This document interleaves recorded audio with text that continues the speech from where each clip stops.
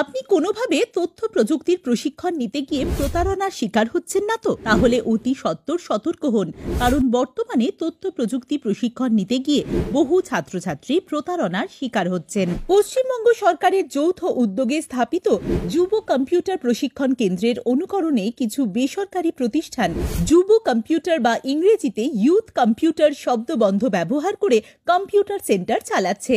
ওই সব সেন্টারের সার্টিফিকেট বা ডিপ্লোমা রাজ্য সরকার দেয় না। সতর্ক থাকুন। কিছু বেসরকারি সেন্টার কেন্দ্রীয় যুব কম্পিউটার বলেও বিভ্রান্তি ছড়ায়। কেন্দ্রীয় সরকারের এরকম কোনো প্রতিষ্ঠান নেই। পশ্চিমবঙ্গ সরকারের অনুমোদিত যুব কম্পিউটার প্রশিক্ষণ কেন্দ্রের লিস্ট দপ্তরের ওয়েবসাইট www.wbuyouthservices.gov.in এ পেয়ে যাবেন।